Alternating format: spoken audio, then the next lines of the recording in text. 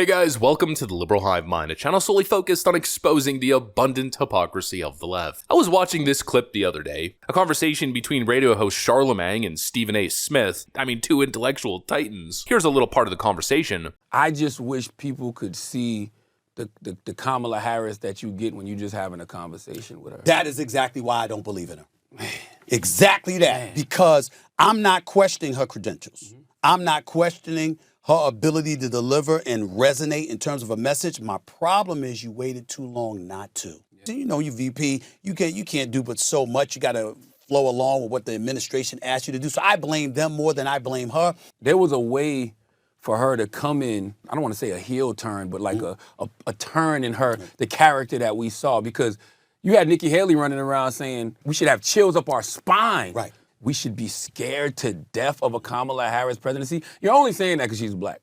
You're only saying that because she's black and she's a woman. Like there's no other thing to fear, because if she got into the White House and she became president, her policies wouldn't be any different than any other Democrat. So what is there to fear other than that she's a black woman? She should have took that opening and ran with it. Charlamagne literally said, the only reason people reject Kamala Harris is because she's a woman of color. It has nothing to do with who she is. It has nothing to do with her record, nothing to do with her competence. No, it's just because she's black and she's a whammon. Okay, all right. You made your claim, Charlamagne. Now let's have a conversation on the reality of the situation. Nobody dislikes Kamala Harris because of the color of her skin. Kamala Harris is the lowest rated vice president in American history because Kamala Harris is incompetent, incoherent, and utterly dishonest. I got one clip to show you guys, which of course builds on the plethora of evidence, but one video, a 20-second clip that pretty much debunks everything Charlamagne just said. We got some stuff to get into, so let's roll the tape. All right, folks. So apparently we don't like Kamala Harris because of the color of her skin.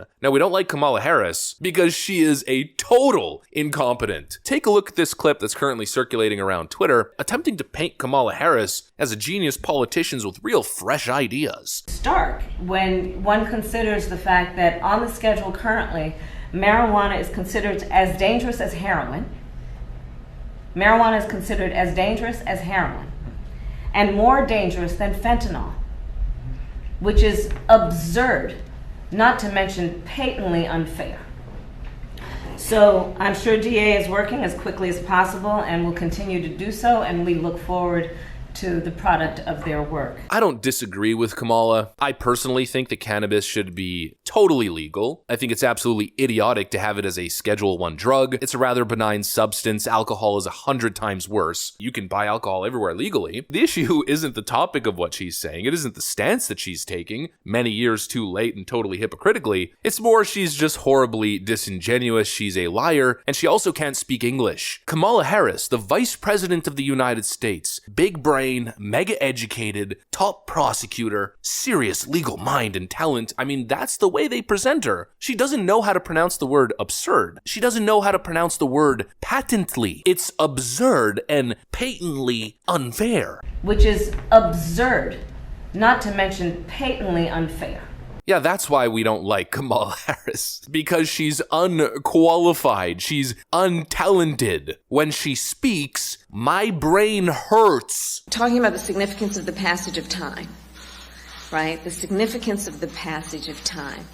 So when you think about it, there is great significance to the passage of time in terms of what we need to do. Governor Hochul, where is she? There you are. Hello, Governor. Thank you for welcoming me. Congresswoman Ocasio-Cortez, thank you.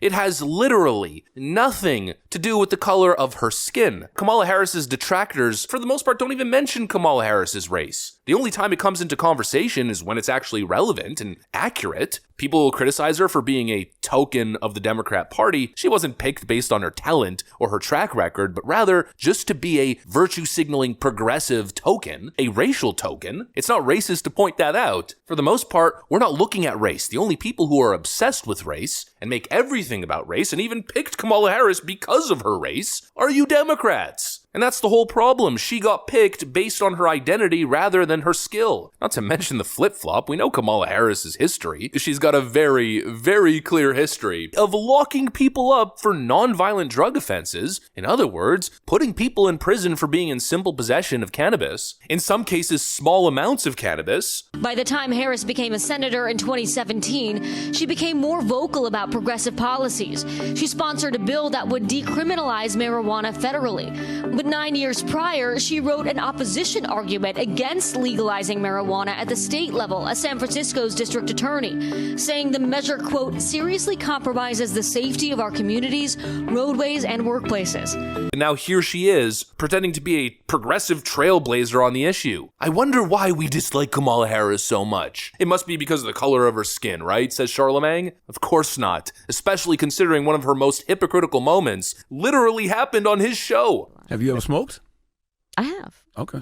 Like in And college, I inhale. I did inhale. Okay. It was a long time ago.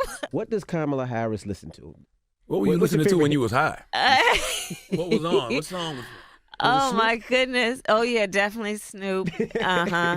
Tupac. For Tupac. sure. For What do you sure. There's Kamala Harris claiming that she was smoking bud and listening to Tupac and Snoop Dogg back in college, even though Tupac and Snoop Dogg weren't even famous when she was in college. Their careers hadn't even launched yet. In other words, she's a dishonest hack who's willing to say whatever she has to say or do whatever she has to do to make sure that she ends up in positions of power. Now, all of a sudden, the cool thing is to be all hip and support at a bare minimum the decriminalization in the substance schedule rating. But in my view, it's all too little too late. There's no redemption arc for Kamala Harris. And obviously no one perceives anything she says as genuine. The only reason Kamala Harris is now taking this stance is because Joe Biden's re-election bid is looking real grim. And so they want to use this issue as a last-second Hail Mary to hopefully attract some youth vote, to get them motivated to head to the polls. I really hope no one falls for it. I hope people can see through the clear dishonesty. Another dishonest political ploy in the place of actual substantive policy that positively benefits people's lives. Don't fall for it. These people are dishonest actors, and especially frickin' Charlamagne. I mean, what an absolute clown. This guy literally had Joe Biden say to his face, if you don't vote for me, then you ain't black. A problem figuring out whether you're for me or Trump,